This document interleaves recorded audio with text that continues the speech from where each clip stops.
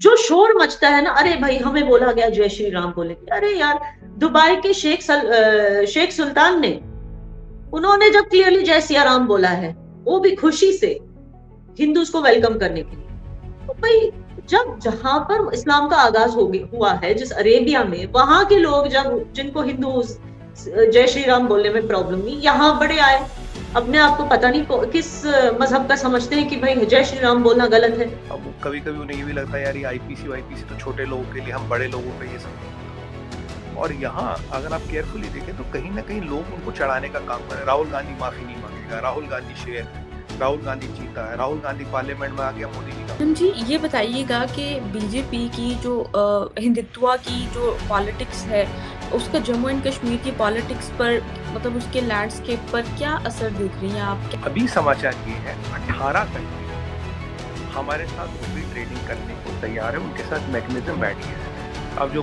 प्रक्रिया पेपर वगैरह वो चल रहा है।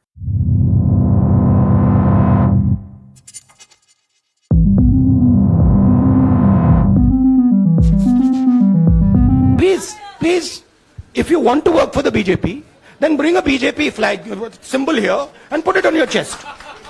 Then I'll answer you the same way I answer them. Don't pretend to be a president. का जर्नलिस्ट के ऊपर काफी गुस्सा कर रहे हैं और कह रहे हैं कि तुम तो बैच लगा लो बीजेपी का। तो सर क्या लग रहा है आपको? आपके सबसे पहले तो यही कि राहुल गांधी जी को आप किस तरह देख रहे हैं, उनके केस को और इन सब चीजों को कि उनको डिस्क्वालीफाई किया गया? आपको प्रधानमंत्री मोदी से कोई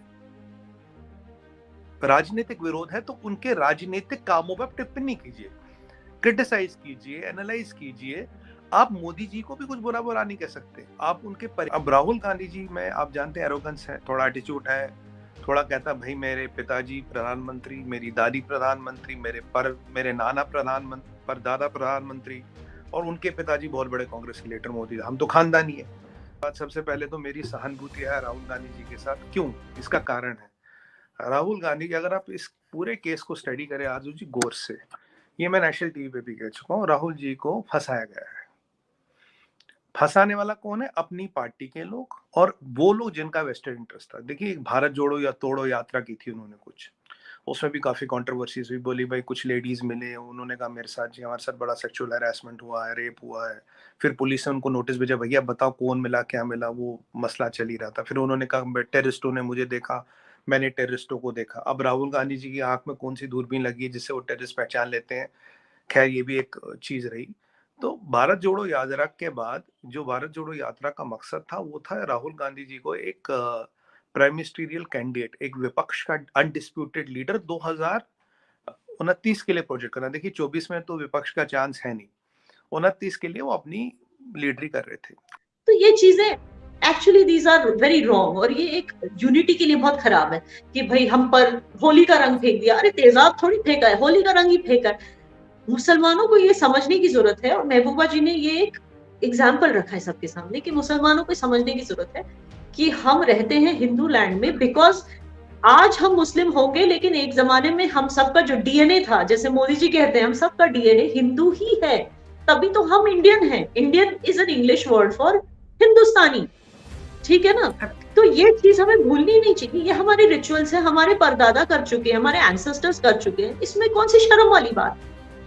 सो यही चीज है, यही चीज बिलावल भुट्टो ने भी की।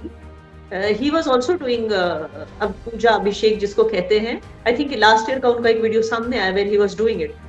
सो it's a very nice gesture. Indirectly that, अगर एक लीडर दिखा रहा है कि मुझे भाई इस चीज में कोई प्रॉब्लम नहीं, तो उसके फॉलोअर्स भी ये समझते हैं कि इस चीज में कोई प्रॉब्लम नहीं। तो it's a very good thing, और हिंदू मुस्लिम यूनिटी के लिए लीडर्स को ये करना चाहिए। अभी समाचार ये है 18 कंट्री हमारे साथ रुपी ट्रेडिंग करने को तैयार है, उनके साथ मैकेनिज्म बैठ गया है।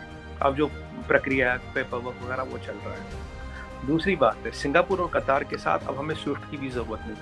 अब हम जो पैसा भेज रहे हैं यूपीआई के थ्रू भेज रहे हैं। मतलब यूपीआई इज नॉट ओनली कि जिससे मैं अपनी पेमेंट करता हूँ या मैं कुछ करता हूँ अपना एज अ ग्रोसरी वगैरह, यूपीआई में आप बैंक टू बैंक ट्रांजेक्शन भी कर सकते हैं। और आरजू जी आपको जान के खुशी होगी 72 कंट्रियाँ ऐसी वो express their desire to trade with India in rupees, जिसमें जर्मनी, इटली, स्पेन और बड़ी बड़ी कंट्री। अभी ये कोई अफ्रीकन की छोटे अफ्रीका की छोटी मोटी कंट्री है, कैरेबियन की नहीं, बड़ी इकोनॉमी है दुनिया की, वो express their desire to trade in rupees.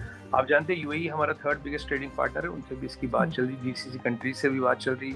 GCC countries आइए बोले कि हमें आपके साथ एफटीए करना है, जल्दी करिए, वो अब एफटीए का जल्दी करना चाहती है। तो अब आप ये भी जानते हैं कि अगर 40 से 50 कंट्री में रुपी ट्रेडिंग शुरू होगी तो आईएमएफ के बास्केट में आ जाएगा, आईएमएफ के बास्केट में आते ही रुपी इंटरनेशनल करेंसी बन जाएगा। और ये मैं करीब आपसे 6 महीने 1 साल से कह रहा हूँ, दिस इज प्रोसेस, बिल्कुल कहा था आपने, this is a matter of time, this will happen. मैंने आपको 6-8 महीने का टाइम भी दिया था, इसमें ये हो जाएगा। तो सबसे बड़ा एडवांटेज क्या आजू जी, देखिए मान लीजिए मैंने आज रशिया से सामान लिया, तो मैंने उसको रुपए में पेमेंट की। अब मेरे इंडियन रुपये से वो जाके अमेरिका में या स्पेन में या पुर्तगाल में या फ्रांस में जर्मनी में शॉपिंग तो कर नहीं सकता। रुपए से कहाँ शॉपिंग होगी इंडिया रुपये से, केवल इंडिया में।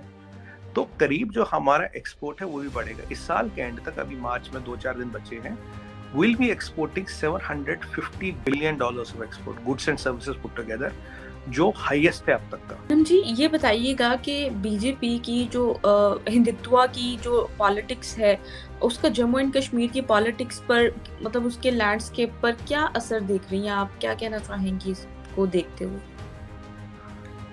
देखिए जी, आपकी ज़ुबान में हिंदुत्व पॉलिटिक्स आप कहती हैं तो चलें, मैं उसी को एक्सटेंड करके जवाब देती हूँ। और एक और हिंदुत्व पॉलिटिक्स का असर हुआ है कश्मीर में कि 2022 में कश्मीर में कुल मिला के 16 से 19 मिलियन लोग जो हैं टूरिस्ट हैं वो आए हैं, which is the highest number since the partition of India.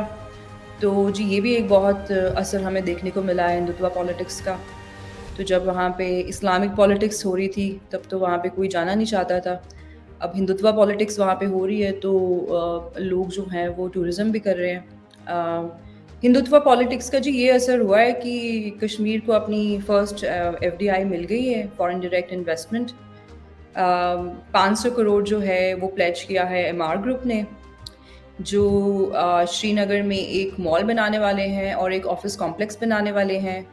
हालांकि ये कोई बहुत बड़ा अमाउंट नहीं है, बट टोटल जो अभी तक प्लेजिंग हो चुकी है एफडीआई की वो कुछ 1500 करोड़ रुपए की है, इंडियन रुपीस की।